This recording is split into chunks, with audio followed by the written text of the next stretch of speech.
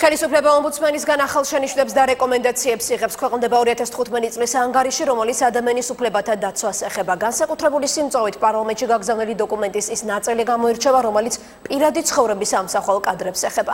სახალხო დამცველი გამოძიების არაეფექტურობაზე და დაუსჯელობის სინდრომზე საუბრობს. უჩანანუაშვილი პროკურატურა სამართალდამცავთა მიერ ძალის შესაძლო გადამეტების ფაქტების არ შესწავლის გამო საყვედურობს. მოსამართლეთა შერჩევის წესის გამო კრიტიკის ადრესატია იუსტიციის უმაღლესი საბჭო. ანგარიშს დღეს თამარ გოგესაშვილი გაეცნო.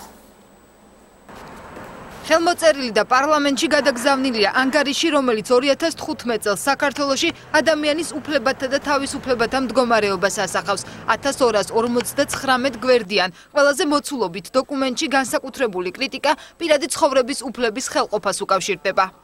მასშტაბური სახე მიიღო ადამიანების პირადი ცხოვრების ხელშეუხებლობის უფლების დარღვევამ. არაეფექტურმა გამოძიებამ გარკვეულწილად სტიმულირება მოახდინეს ახალი დანაშაულის. ომბუდსმენი კვლავ ითხოვს შეიქმნას დამოუკიდებელი საგამოძიებო ორგანო, რომელიც ძალოვანთა მხრიდან სავარაუდო კანონდარღვევებს შეისწავლის და ამ შინაარსის მიმართვებზე არასათანადო რეაგირებისთვის მთავარ პროკურატურას აკრიტიკებს. 2015 წელს მწვავედ იდგა პოლიციის მიერ დაკავებული პირების მიმართ არასათანადო მოპყრობის საკითხი. აუცილებელია უმოკლეს ვადებში დამოუკიდებელი საგამოძიებო მექანიზმის შექმნა.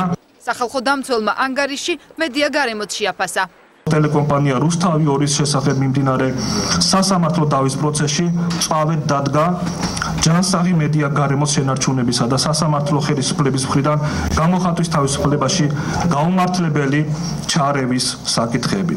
დადებითად არის შეფასებული საკონსტიტუციო სასამართლოს გადაწყვეტილება გიგი უგულავას საქმეზე. კრიტიკის ობიექტია იუსტიციის უმაღლესი საბჭო. ომბუდსმენის შენიშვნებსა და რეკომენდაციებს იზიარებენ მესამე სექტორშიც. დანიშვნები მოსამართლეების, მათ შორის წლის ბოლოს ეს იყო, ვფიქრობ, ძალიან ხარვეზიანი პროცესი. დიდწილად თანხმდრაშია ჩვენს მიგნებებთან და იმ პრობლემებთან, რომლებსაც ხედავთ. საყდრისთან დაკავშირებული გადაწყვეტილებები კანონმდებლობას არღვევს. პანორამა თბილისის პროექტის განხორციელებაში კი საზოგადოების ჩართულობა არ იყო უზრუნველყოფილი. გაიზიარებს თუ არა ამ შენიშვნებს საკანონმდებლო ორგანო, ჯერ უცნობია. ვერ გავაკეთებ შეფასებას, ვიდრე არ შევისწავლე ამ ფაქტებს. ვერავინ თვალს ვერ დახუჭავს იმ უკანონობაზე, რაც ხდება საქართველოში დღეს.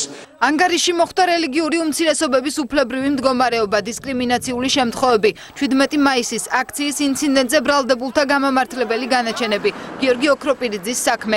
ომბუდსმენის დადებითი შეფასებები კი უსაფრთხოების, სამსახურისა და შინაგან საქმეთა სამინისტროს, ასევე პროკურატურის რეფორმირებას უკავშირდება. ანგარიში ახლა დეპუტატების შეფასებას ელოდება.